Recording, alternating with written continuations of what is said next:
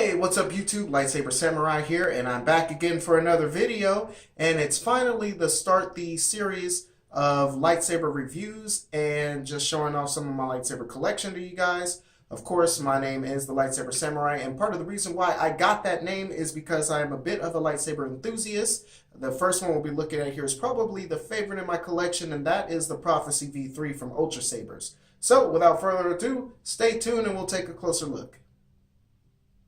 Alright, now taking a closer look at the hilt here, and the first thing I noticed when I pulled it out of the box is the finish on this body. This is a nice chrome finish on it. The sabers themselves, they're built out of aircraft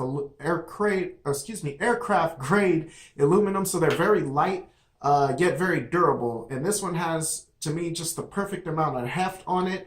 The Prophecy lightsaber is 11 inches long. Actually, full disclaimer, this pommel actually came from another lightsaber called the Shock. We'll take a closer look at that in another video. But usually out the box, it comes just like that. The pommel that's on it is a nice flush pommel with a nice big open speaker. So this thing roars nice and loud. But taking a look at it, starting with the top of the saber, the emitter. And I like these emitters. This has a cool sloped emitter on it. And if you get a close look at that, you see the finish on that slope. It's nice and smooth there.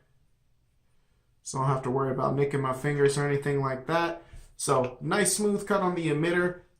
There are two brass knobs here that actually accent the saber perfectly. The two brass knobs, though, I've actually got upstairs. This is usually my first choice when it comes to dueling at home. And when I'm outside going hard with my nieces and nephews or with my friends and things like that, these knobs tend to come off somehow when I'm dueling. I don't know if I'm just going overboard or what that's about, but that is something to note that I've experienced, that the knobs do come off. Like I said, I put them upstairs just so I wouldn't lose them. I actually lost one, and it took a while to find it there in the grass. But so, like I said, normally they come with two brass knobs and they look awesome. Going down toward the middle part, and this has a small window that accents the saber also nicely when it's ignited, and I'll go ahead and fire it up real quick. Alright, and taking a look at that, you see that nice blue window there, and like I said, it's just a really cool look to the saber.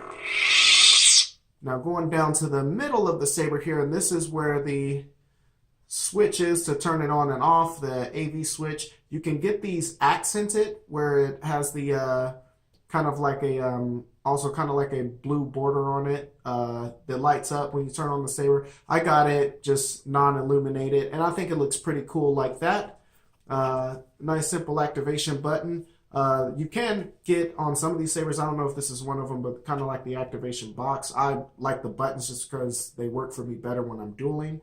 Going down here to the bottom, to the pommel here, so you got these nice little grooves here in the hilt, and I like these a lot. This also helps nicely with the grip here. And I'm drawing a total blank. It's slipping my mind here, the device here to hook it to your belt, the belt clip here. I like this. They got the D-ring style too, but I like these. These are kind of more like the Jedi like of the prequel trilogy. And I like it. It's just a nice flush finish on the belt. But if I was getting something old school like one of the the old characters' lightsabers, I would go with the D-ring. And like I said, on down at the bottom at the pommel, on this it's normally just a nice flush pommel here. So this is about the size of the saber you would get when you get the Prophecy here. I'll do a nice close-up look at that here. And so without further ado, we'll go ahead and fire it up real quick. And I will pop this back on. Like I said, again, I just use this to add some extra length to the saber. All right, now that's back on. We will fire it up and just take a closer look at it illuminated. So let's check that out now.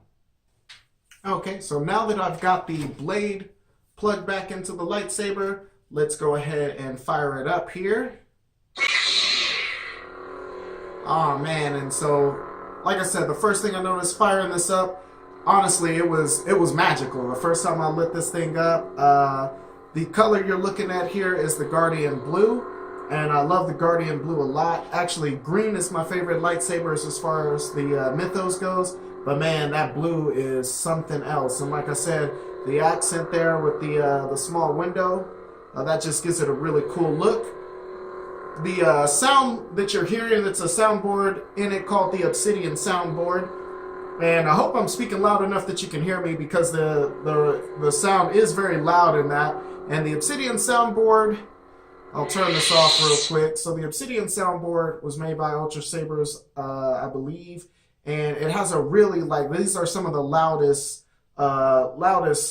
speakers that you'll hear. One of the things that I have noticed compared to other groups and like other brands of sabers is that it doesn't seem to be quite as clear when it comes to, like, you know, there's a lot of soundboards where you can add different like voices to it and like kind of sound bites and things like that. So the Obsidian soundboard isn't the best with that, but it's by no means bad at all. And honestly, I don't really care. Like I said, it's all about the actual sounds of the lightsaber to me. And some people will complain that maybe the quality isn't quite as rich or maybe not as good, but it's nice and loud. And like I said, if you hear it again, I mean, that sounds awesome. That sounds pretty ferocious, and it's got a nice roar to it. Of course, you know, moving the saber around, got all the effects. I thought that was really cool too. Like, it makes the sounds like when you smack it up against things. You can press the button here to make like a lock-on sound.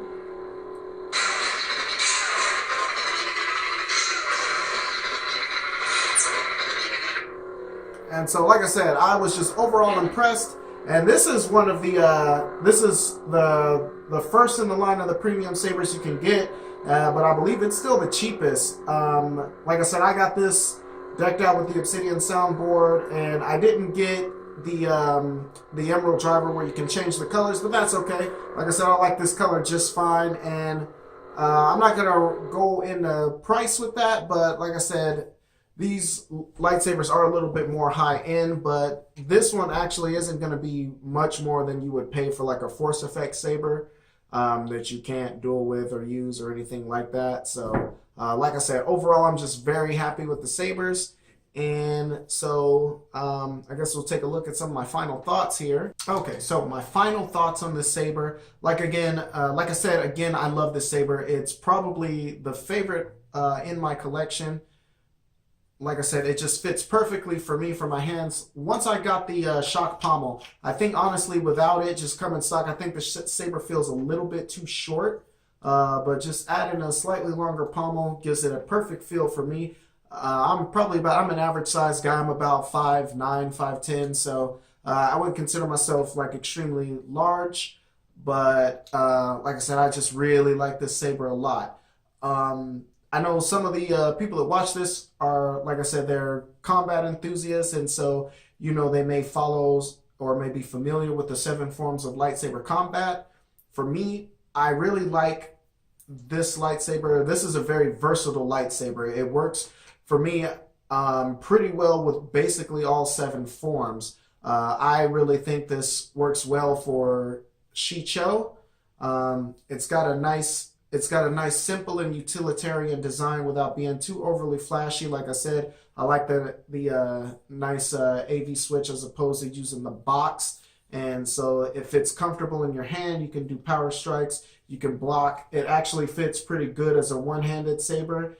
And so I would recommend it for Makashi as well. Having said that, it was better once I added the pommel on it. So I will say that out of the box, like I said, where it's flush and it only goes about that long, that felt it was kind of off to me. So, but once I put that on, it worked really well. Like I said, I like to practice my crappy Shicho when I'm dueling other people, you know, that I know. And so, like I said, that's basically my favorite for that. Kit Fisto, I think, would be proud of a lightsaber like this. So, that's basically going to do it for me. But leave it down in the comments below. What do you think? What's your favorite lightsaber? How do you feel about the Prophecy? Do you like it? Do you not like it? Let's just talk about it further in the comments, and I'll be sure to respond. As always, I'm Lightsaber Samurai.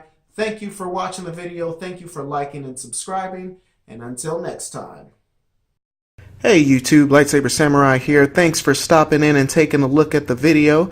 I just want to remind you guys that I'm still on my road to 100, and that's trying to reach my first 100 subscribers.